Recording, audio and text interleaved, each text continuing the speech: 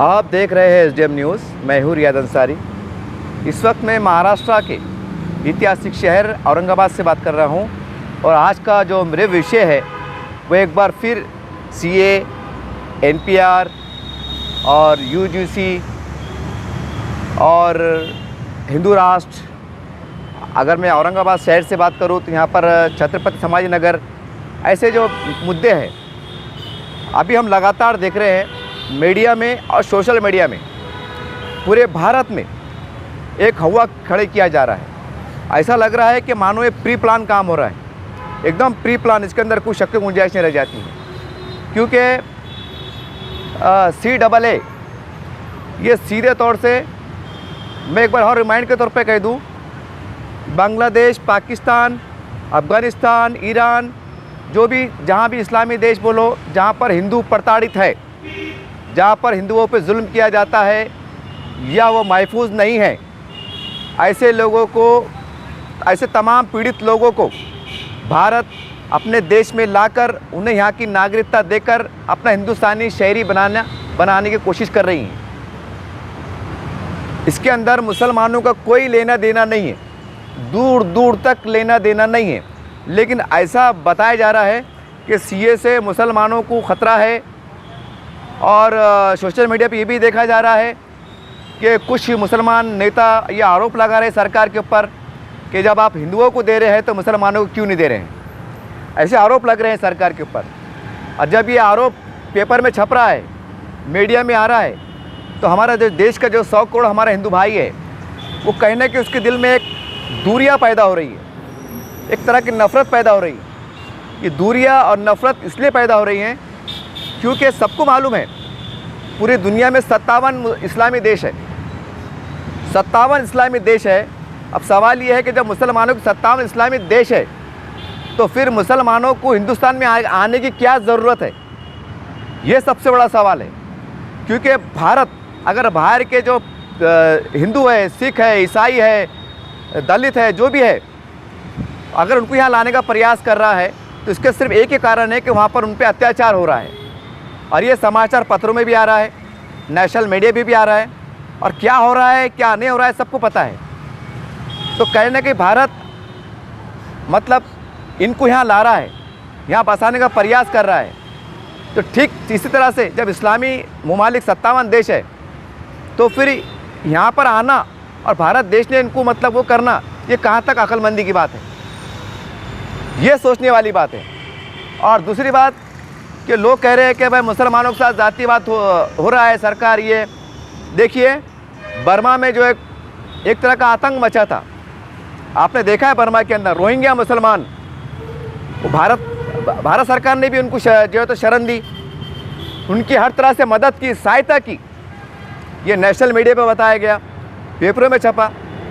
अब ज़रा सोचिए, जो बीजेपी सरकार, नरेंद्र मोदी की सरकार ने उनको शरण दी, उनको आज भी मदद दे रही है, तो फिर और क्या चाहिए मुसलमानों को। एक इंसानियत के नाते, एक मानवता के नाते वो तो काम कर रहे हैं। जो नेशनल लेवल के जो क़वानीन होते हैं, जो रूल्स लॉ होते हैं, उसके हिसाब से भारत सरकार ने ये नहीं कहा कि रोहिंग्या के, बर्मा के मुसलमानों तुम भाग जाओ, ये हिंदू राष्ट्र है, तुम यहाँ खबरदार यहाँ पैर नहीं रखना।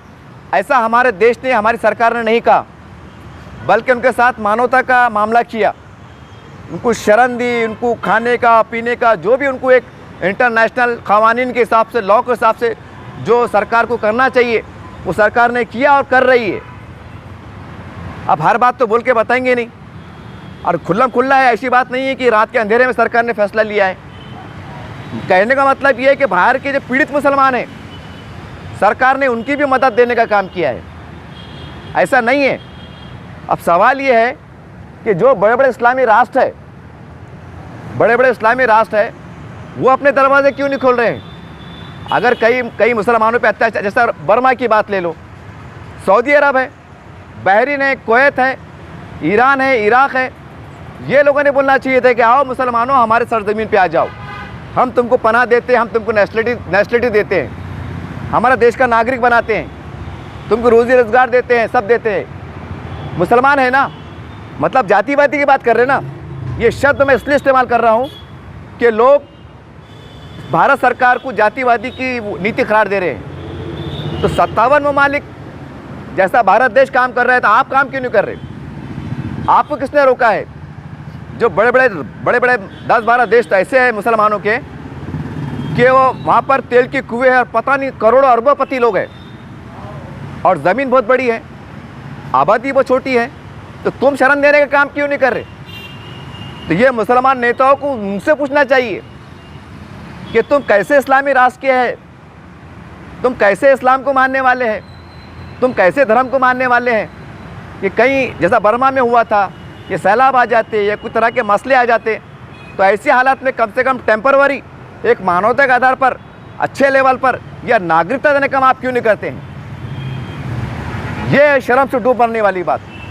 तो कहने का मतलब ये है देखिए, मेरा वीडियो बनाने का मकसद ये है कि आज सीए को लेकर, एनपीआर को लेकर, हिंदू राष्ट्र को लेकर, और मैं अगर औरंगाबाद की बात करूं तो यहाँ पर छत्रपति संभाजी नगर के नाम के विवाद को लेकर एक तरह की कहीं ना कहीं हिंदू मुस्लिम की राजनीति चल रही है। हिंदू और मुसलमानों को बांटने का काम किया जा रहा है, जबकि ऐसा कोई मसला ही नहीं है। एनपीआर कुछ पहली बार नहीं हो रहा है। जब से भारत देश जब से आज़ाद हुआ, कई बार एनपीआर हुआ है। एनपीआर बोले तो क्या, भारत की जनसंख्या कितनी है, यहाँ पर कितनी जाति समाज के लोग रहते हैं, इनकी पसमानदगी का आलम क्या है, यानी कि इनकी आर्थिक स्थिति क्या है, बस ये रिकॉर्ड मेंटेन करते हैं, उसके आंकड़े बनते हैं। उसके बाद डिक्लेयर होता है कि भारत की आबादी अब इतने करोड़ हो गई, भारत में इतने गरीब है या इतने अमीर है, ये डाटा किया जाता है। इसका मतलब ये नहीं है कि भाई इनको गिनती करो और मुसलमानों को लो और पकड़ के जेलों में डाल दो। ये ऐसा काम नहीं है। ये एक सरकार की अपनी जवाबदारी है कि हर 5 साल में 10 साल में एक जनगणना करें, गरीब लोग कितने अमीर हुए या गरीबों की हालत क्या है, ये जांचना देखना, ये सरकार की जवाबदारी है। ये कोई नया काम नहीं है एडिशनल। और दूसरी बात ये है कि लोग कह रहे हैं कि भाई यूजीसी एक्सा सिविल कोड, सामान्य नागरिक कायदा, उसके ऊपर भी एक तरह की बहुत दबा की राजनीति चल रही है कि हम मुसलमान बर्दाश्त नहीं करेंगे। आज से नारे लगे पूरे देश के अंदर, बड़े बड़े मीडिया पे पता नहीं कौन से ऐसे बड़े बड़े नेता हैं जो बयान दे रहे हैं कि हम एक्सा सिविल कोड को कबूल नहीं करेंगे। एक्सा सिविल कोड है क्या? एक्सा सिविल कोड बोले तो एक जैसा कायदा, उसके अंदर मेन बुनियादी बात यह है कि भाई 18 साल 22 साल जो भी सरकार ने तय की है लड़का लड़की की, उसमें आप शादी करेंगे। और अगर मुसलमान अगर ईमानदारी से अपनी शरीयत पे अमल करे तो एक्सा सिविल कोड से मुसलमानों के बाल के बराबर भी खतरा नहीं है। ये मुसलमानों की जवाबदारी है, ये उलमा इकराम की जवाबदारी है, इस्लामी संगठनों की जवाबदारी है कि मुस्लिम समाज में फैलकर मस्जिदों के ज़रिए से, इज्तिमात के ज़रिए से, मीडिया के ज़रिए से उनको ये बोलिए कि आप शरीयत पे अमल कीजिए, तो यानी सामान्य नागरिक कायदे से आपको कुछ तकलीफ़ होने वाली नहीं है। अब मैं आपको एग्जांपल दे रहा, अगर मैं ज़बरदस्ती अपनी बीवी को तलाक दे दूँ या झगड़े करूँ, पुलिस स्टेशन में जाऊँ, तो जाहिर सी बात है फिर ये विवाद कोर्ट में जाएगा। फिर कोर्ट के अंदर जो है तो कोर्ट अपने हिसाब से फैसला करेंगे, जो लॉ बने हुए हैं। तो इसमें पुलिस स्टेशन की गलती क्या है, कोर्ट की गलती क्या है, ये सब मामले देखना पड़ेंगे ना। अब यहाँ मुसलमान खुद चाहिए तो शरीयत के ख़िलाफ़ चल जा रहे। अब जो शरीयत में हुक्म दिया गया है कि भाई कैसे माहौल में आपको शरीयत के हिसाब से क्या फ़ैसले लेना है, ये उलमा इकराम की बात को सुनना है, या इमारत शरिया के जो ज़िम्मेदार काजी साहिबान रहते हैं उनके मशवरे पर अमल करना है, आप उनको गिन रहे नहीं। आप जा रहे हाई कोर्ट चल जा रहे, सुप्रीम कोर्ट चल जा रहे, सेशन कोर्ट चल जा रहे, फैमिली कोर्ट चल जा रहे, और फिर बोले कि सरकार की बात कानून का फैसला नहीं करेंगे। तो फिर आप क्या कर रहे? अपने गिरबान में झाँक के देखो ना कि हम खुद शरीयत का कितना बड़ा मजाक उड़ा रहे, हम खुद शरीयत की कितनी बड़ी धज्जियाँ उड़ा रहे और सरकार को बुरा बोले। यानी जो काम हमें करना है, जो काम हमें करना है वो काम हम नहीं कर रहे, और बिला वजह एक अजीब व गरीब राजनीति में उलझ कर सरकार से पंगा ले रहे, सरकार से उलझ जा रहे। अब सरकार के अपने कवानीन है, बड़ा देश है, 125-150 करोड़ की आबादी है, तो सबको लेके चलना पड़ेगा ना। ये कि गांव खेड़ा थोड़ी है, कि श्रीलंका थोड़ी है, ये अंडमान निकोबार थोड़ी है कि चलो छोटा सा छटाक देश है, 2-5 लाख की आबादी है। सबको लेके चलना पड़ेगा, सब कुछ समझ के चलना पड़ेगा, उसके हिसाब से फैसले होंगे। अब रही बात अगर आपको ये तकलीफ़ है कि भाई एक्सा सिविल कोड ये शरीयत के ख़िलाफ़ है, कोई शरीयत के ख़िलाफ़ नहीं है। आप शरीयत पे अमल पैरा हो जाइए, मैं चैलेंज से कह रहा हूँ, अल्हम्दुलिल्लाह माफ़ी के साथ कह रहा हूँ, क्योंकि मैं बहुत छोटा आदमी हूँ, लेकिन हमारे उलमा इकराम हमारे अंबिया के वारिस है। मैं तमाम कुछ एक तरह से माफ़ी के साथ कह रहा हूँ कि आपको चैलेंज कर रहा हूँ कि अगर हर मुसलमान ने अगर शरीयत के दायरे में अपनी ज़िंदगी गुजारा तो एक्स्ट्रा सिविल कोड से मुसलमानों के एक नए पैसे की तकलीफ नहीं है, ना नुकसान है। अरे शरीयत के मुताबिक शादी करो, शरीयत के मुताबिक तलाक़ अगर अल्लाह ना करे अगर हो रही है, शरीयत जो हुक्म दे रही है उसके हिसाब से फ़ैसले कबूल कर लो, अपने घरों में हो जाओ, अपने अपने घरों को हो जाओ, कोर्ट का शोरा मत करो, अल्लाह की शरीयत को मानो। तो कहाँ से मदाखलत हो रही? अब आप जो है तो शरीयत के फ़ैसले खुद नहीं मानेंगे और हाई कोर्ट में चल देंगे। तो हाई कोर्ट के अंदर अपने कानून बने हुए हैं, हमारे पास दस्तूर के कानून बने हुए हैं। अब सरकार जो फैसला करेंगे वो क़वानीन के हिसाब से करेंगे, इसमें कोर्ट की कोई गलती नहीं है, सरकार की कोई गलती नहीं है। तो ये चीज़ को हमको फैलाने की ज़रूरत है। मेरे को बड़ी तकलीफ़ हो रही है, बड़ा अफसोस हो रहा है। सोशल मीडिया में देख रहा हूँ, अखबार में देख रहा हूँ, बड़े बड़े नेशनल मीडिया में सुन रहा हूँ, बड़े बड़े कुछ मुसलमान ज़िम्मेदारों के बयान सुन रहा हूँ, उसके ऊपर राजनीति कर रहे हैं। ये भाई 100 सिविल कोड, मुसलमानों पे हमला, इस्लाम पे हमला, शरीयत पे हमला। अरे तुम अगर सच्चे पक्के मुसलमान बन गए, ईमानदार सच्चे पक्के मुसलमान बन गए तो तुमको तकलीफ़ है ही नहीं ना। तो फिर ये गंदी राजनीति कर रहे कहीं को कि सरकार तुमको आके बोली का नहीं तलाक दे दो, कि सरकार आके बोली का तुम्हारे मियाँ बीवी झगड़ा है तो तुम कोर्ट में आ जाओ, सरकार बोली कि तुम्हारे बेटे को तुम हिस्से मत दो, जो इस्लामी तरीक़ा है, सरकार बोली।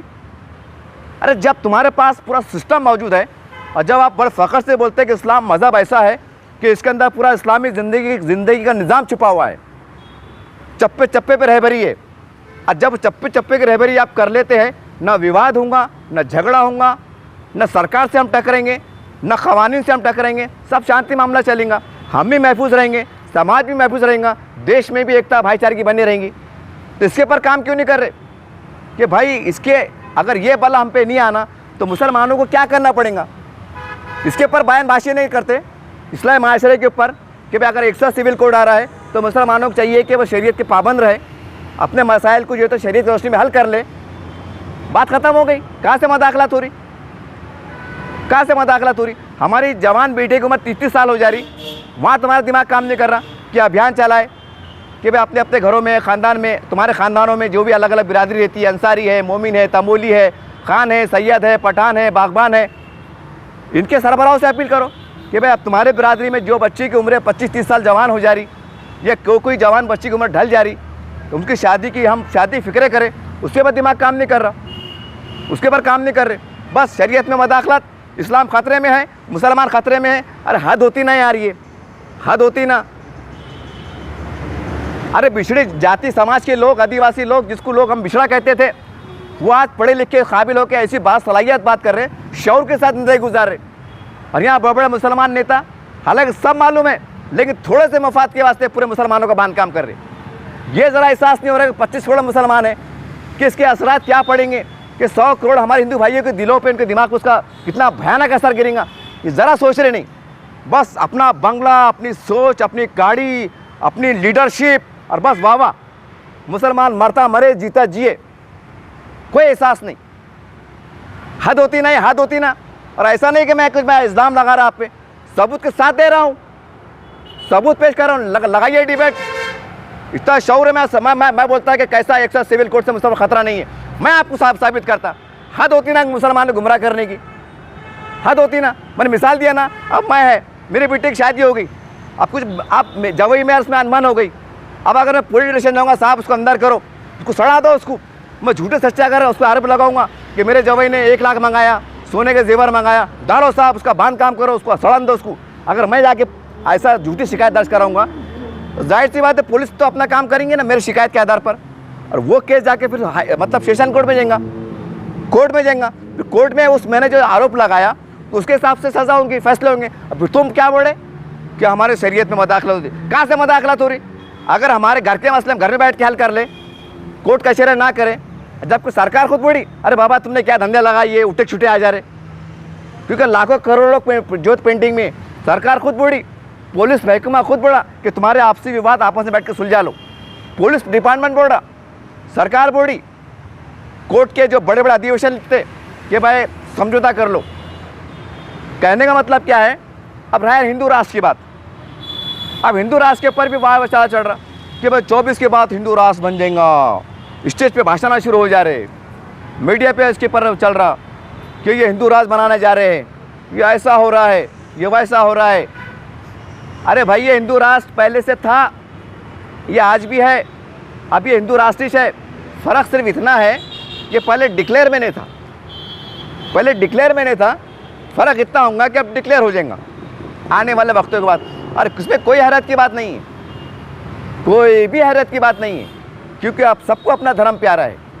चाहे वो राष्ट्रवादी का हिंदू रहो, कांग्रेस का हिंदू रहो, भाजपा का हिंदू रहो, सेना का हिंदू रहो, सबको अपना मज़हब प्यारा है, सबको अपना हिंदू धर्म प्यारा है। और सबके दिल में चाह है अगर हमारा हिंदू धर्म के हिसाब से हमारा देश बन जाता है या हिंदू राष्ट्र बन जाता है तो खुशी की बात है। ये सबके दिल में चल रहा है, लेकिन बोल नहीं पा रहे हैं क्योंकि राजनीति आ रही है, वोट बैंक की राजनीति आ रही है, ये सारी बात है। अब देखिए ना, जो कल तक बीजेपी को बुरा बोलते थे, आरोप लगाते थे, बड़ी संख्या में चले गए। अभियान का एहसास नहीं हो रहा कि हिंदू राष्ट्र बन जाएगा, कि बीजेपी फिरकापरस्त पार्टी है, ऐसा है वैसा है। नहीं, कितना खुल्ला खिलवाड़ चढ़ा। देखो, कहने का मतलब क्या है कि ये हिंदू राष्ट्र के ऊपर भी मुसलमानों को कोई घबराने की, डरने की ज़रूरत नहीं है। हाँ, ये करने की ज़रूरत है कि नए समीकरण में, नई हालात में हम 100 करोड़ हिंदुओं के साथ हमारा तालमेल कैसा बढ़ा सकते। नंबर 1, हिंदू लीडरशिप के साथ हमारे तालमेल कैसा बढ़ा सकते। नंबर 2, हमारे हिंदू संत आदरणीय जो है, तमाम देश में फैले हुए साधु संत, ये इनके सरबराहों से हमारे उलमाए किराम या आम पब्लिक या मुसलमान नेता मिलकर हम कैसा एक ऐसा लाएमल तैयार कर सकते कि वक्तन फ़क्तन हम इस मुल्क में हिंदू मुस्लिम की एकता की फ़िज़ा बनी रहे। इसके ऊपर काम करने की ज़रूरत है। वो मोदी ने राम मंदिर बना लिए, वो हिंदू राज करने वाले, अरे करेंगे ना, और कोई हैरत की बात नहीं ना। और उसके तल्ख मौजूद भी है ना। जब इंडिया का बंटवारा, जब पाकिस्तान बना, हिंदुस्तान बना, जब भी काम हो गया था, ये जब भी डिक्लेयर हो गया था। अगर ये पहले से मामला सेकुलर रहता था, ये सारी बात रहती थी, तो पाकिस्तान बना क्यों? पाकिस्तान बनने की वजह क्या थी? अगर मैं ये डिटेल बैठूंगा 3 घंटे लग जाएंगे।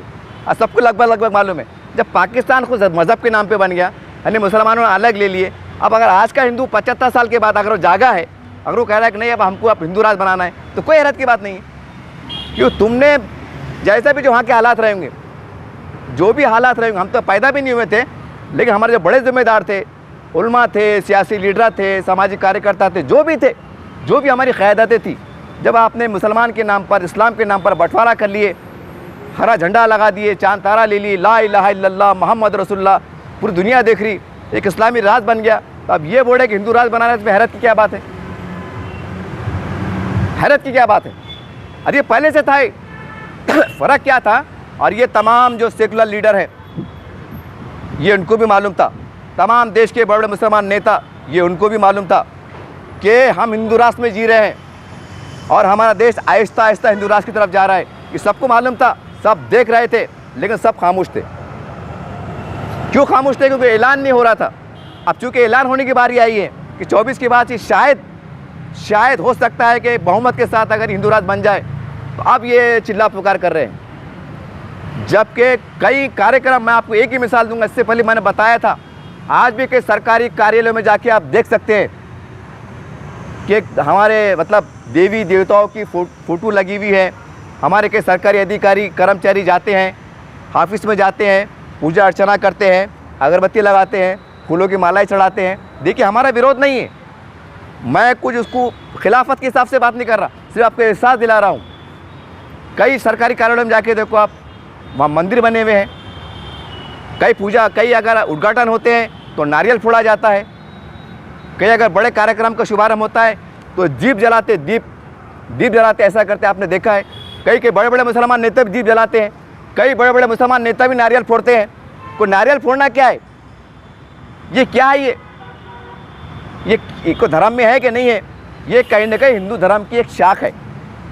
एक धर्म का बोले होता है कल्चर, हमारे हिंदू तहजीब कल्चर का एक भाग है, छोटा सा भाग है नारियल का फोड़ना। नारियल है क्या?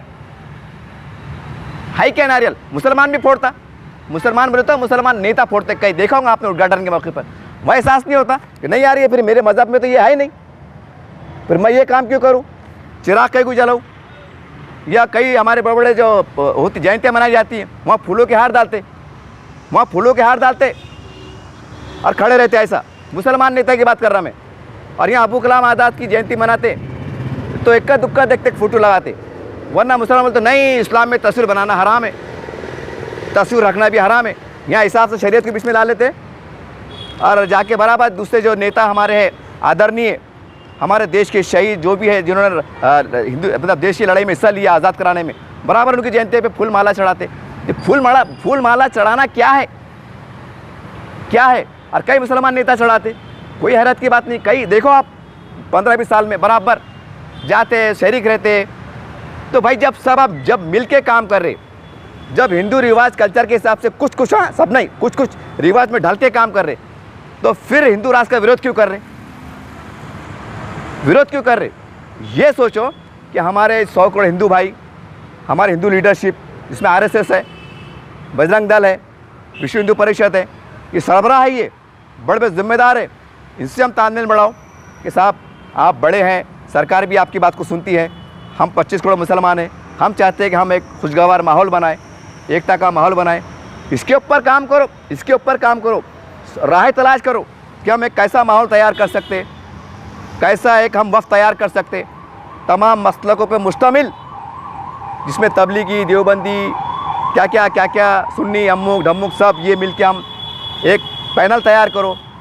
पूरे स्टेट लेवल पर, ज़िले लेवल पर लगातार कांटेक्ट में रहो, इसके ऊपर काम करो। अब तुम अगर, और दूसरी बात ये हो गया, और ये बात देखिए कि अक्सर ये अभी हिंदू अपने छत्रपति संभाजी नगर, इसके ऊपर भी बहुत विवाद चल रहा। अब बहुत से लोग बड़े कोर्ट में है, ये है वो है। अब सवाल ये है कि जो कल अमित शाह जी का जो भाषण हुआ, कल जो भाषण हुआ तो उसमें उन्होंने बोले कि भाई हम बिल्कुल इसको सिग्नल दी थी उन्होंने कि बीजेपी ने करी है।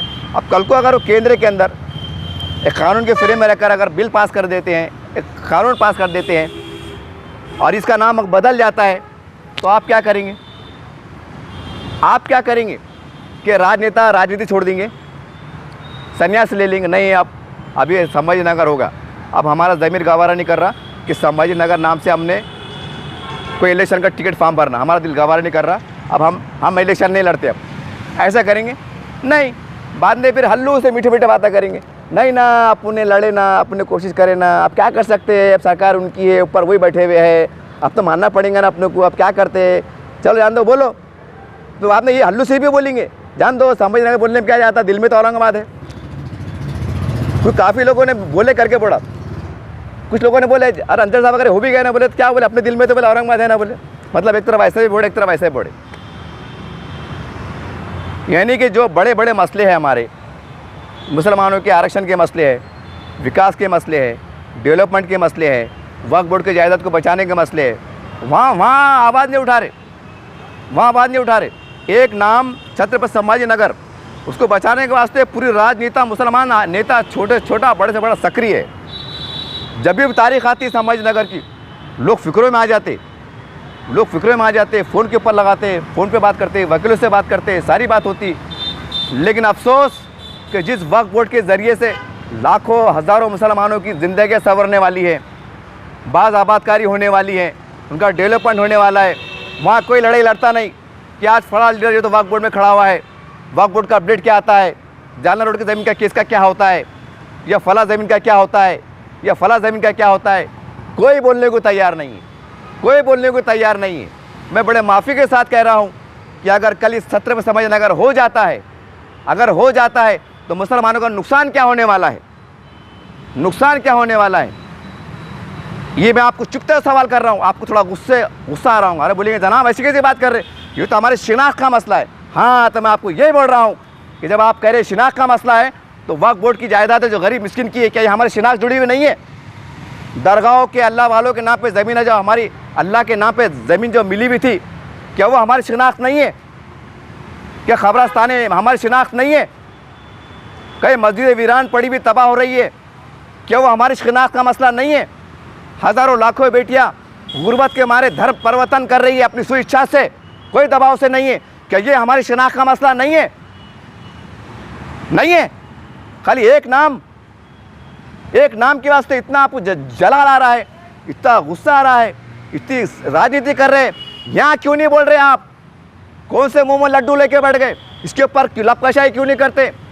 वक्फ बोर्ड के कोर्ट में क्यों खड़े नहीं रहते? क्यों नहीं खड़े रहते?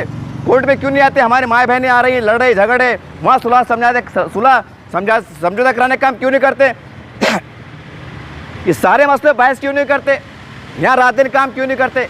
इसलिए नहीं करते, यहाँ पैसा खर्चा होने वाला है, टाइम जाने वाला है और आपको कुछ मिलने वाला नहीं है। मगर ये भी तो याद रखो कि अल्लाह रब्बुल आलमीन जो है तो तुमको नेकियां बढ़ाने वाला है, वो अजर देने वाला है दुनिया में भी और आखिरत में भी। ये क्यों नहीं सोचते? कहने का मतलब, वीडियो बनाने का मकसद ये था कि ये एक्स्ट्रा सिविल कोर्ट, ये CA और NPR पे मुसलमानों को जो चल रही है, जो नेता जो बयानबाजी कर रही हैं, आपसे हाथ जोड़ के गुजारिश है, इसके अंदर मुसलमानों को कोई तरह का नुकसान नहीं है। इसके ऊपर राजनीति मत करो। अगर राजनीति करना है तो ये करो कि मुसलमानों का विकास क्यों नहीं हुआ, हमारा वक्फ बोर्ड तबाह क्यों हुआ, हमारे झोपड़पट्टी मुसलमानों की झोपड़पट्टी में नल क्यों नहीं आ रहा है, इनके बच्चे तालीम से महरूम क्यों है, हमारे माशरे में टूट फूट का शिकार क्यों है, मुसलमान मौलाना आज़ाद वक्फ बोर्ड बंडल पे काम क्यों नहीं हो पा रहा है, इसके ऊपर काम करो। हम क्या कर, इसके ऊपर काम करो, ये ज़रूरी है। ये गंदी राजनीति बंद करो। तो मैं उम्मीद करता हूँ कि आप जागेंगे और ये जो है ना, ये फिर एक बार दोहरा रहा हूँ, एक्स्ट्रा सिविल कोर्ट और CA, इसके ऊपर राजनीति मत करो। क्योंकि भारत सरकार बाहर के जो हमारे हिंदू भाई है, सिख है, ईसाई है, दलित है, उनको लाके बसाने का काम कर रही है, उनको बसाने का काम कर रही है। मुसलमानों को डरने बिचकने की बिल्कुल ज़रूरत नहीं है और मुसलमानों का एक पैसे का लेना देना भी नहीं है, लेना देना नहीं है। बल्कि ये तो शर्म की बात है कि 57 मुल्क रोहिंग्या मुसलमान, अरे सऊदी अरब है, कुवैत है, कितने बड़े देश है और कितनी बड़ी ज़मीनात है इनके पास, छठाक आबादी है, इतनी बड़ी ज़मीन है।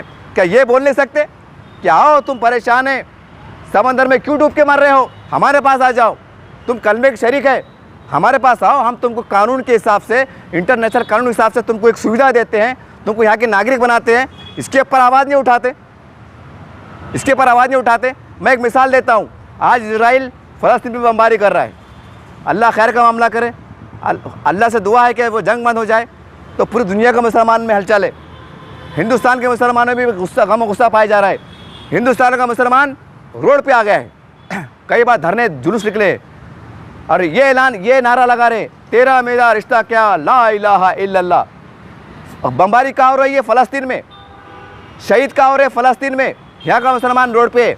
अब यहाँ का हिंदू अगर इस्लामी राष्ट्र में रहेगा, उस पर अत्याचार रहेगा, तो भारत सरकार के हाथ बांध के बैठेंगी, हाथ बांध के बैठेंगी। देश की इतनी बड़ी ताकत, देश का गुरु बनने जा रहा है, पूरी दुनिया का विश्व गुरु बनने जा रहा है, दुनिया की सबसे बड़ी चौथी या तीसरी ताकत पूरे देश की है, पूरी दुनिया की ताकत है, और वो हिंदुओं पे जुल्म होते बर्दाश्त करेंगे। तुम कुछ नहीं करने वाले रोड पे आके बोले कि उनके खिलाफ नारे लगा रहे,